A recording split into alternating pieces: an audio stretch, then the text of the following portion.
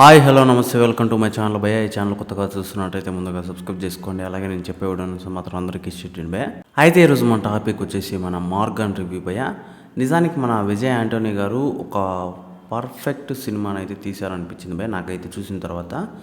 నేను లిటరలీ ఏదో అనుకున్నా కానీ సినిమా గురించి అసలు నాకైతే ఒక రేంజ్ ఎక్స్పీరియన్స్ వచ్చిందని చెప్పొచ్చు సినిమా చూసిన తర్వాత.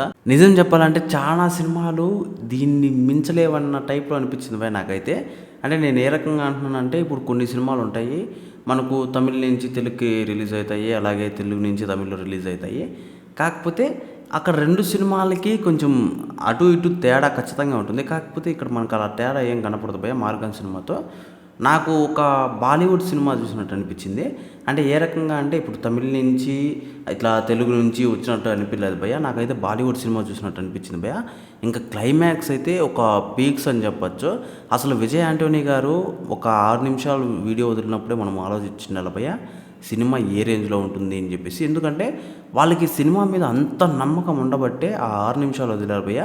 అలాగే సినిమా కూడా అలానే ఉంది అని చెప్పొచ్చు. నాకు లిటరల్లీ చెప్తున్నా కదా భయ్య, సినిమా చూసినంతసేపు ఒక రేంజ్ ఆఫ్ ఎక్స్పీరియన్స్ వస్తుందని చెప్పొచ్చు భయ్య. మనకు ఫస్ట్ హాఫ్లో ఏదో పోతుంది పోతుంది పోతుంది అన్న టైప్లో ఒక 20 మినిట్స్ 25 మినిట్స్ ఉంటుంది భయ్య. అక్కడి నుంచి సినిమా స్టార్ట్ అవుతుంది. నీకు ఇంకా క్లైమాక్స్ వరకు నువ్వు అసలు ఇంటర్వెల్లో కూడా బయట పోవు అన్న టైప్లో అనిపించింది భయ్య. నాకు చాలా అద్భుతంగా అనిపించింది సినిమా చూస్తున్నాను సేపు. ఇంకా మన విజయ్ యాంటోనీ గారి క్యారెక్టర్ అయితే ఇంకా పీక్స్ అని చెప్పొచ్చు భయ్య. ఆయన క్యారెక్టరే ఒకటైతే ఆయన యాక్టింగ్ అయితే ఇంకా నెక్స్ట్ లెవెల్ అని కూడా చెప్పొచ్చు. అయితే ఇందులో ఒక మైనస్ కూడా ఉంది భయ్య. ఈ సినిమాకి తగ్గ బ్యాక్గ్రౌండ్ మ్యూజిక్ కానీ ఒకవేళ పడింటే మాత్రం సినిమా ఇంకా వేరే లెవెల్లో ఉండేది అనిపించింది. ఎందుకంటే ఒక్క సీన్కి ఇంకో రకమైన బ్యాక్గ్రౌండ్ మ్యూజిక్ వచ్చిందేమో అన్న టైప్లో అనిపించింది భయ్య. ఇప్పుడు మనము బ్యాక్గ్రౌండ్ మ్యూజిక్తో చాలా ఇన్ఫాక్ట్ అయిపోయి ఉంటాము, అసలు కనెక్ట్ అయిపోతామని చెప్పొచ్చు. అలాంటిది ఈ సినిమాలో ఆ బ్యాక్గ్రౌండ్ మ్యూజిక్ అనేది రాలేదని మాత్రం చెప్పగలను భయ్య.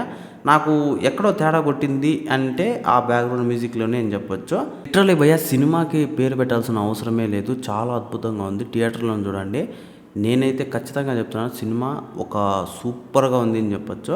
అలాగే మీరు కూడా థియేటర్లో చూసి ఎంజాయ్ చేయండి భయ్య సినిమాని. ఏదో వస్తుందిలే సెల్లో చూసేద్దామంటే మాత్రం మోసపోతారనే చెప్పొచ్చు. ఎందుకంటే ఇలాంటి బాగుండే సినిమాలు మనము థియేటర్లో చూస్తే ఆ ఎక్స్పీరియన్సే వేరే ఉంటుంది.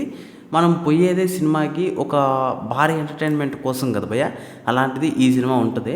మీరు ఖచ్చితంగా థియేటర్లో చూడండి, ఖచ్చితంగా మీరు బాగా ఫీల్ అవుతారని చెప్తున్నాను. సినిమా అయితే ఒక రేంజ్లో ఉంది భయ్య.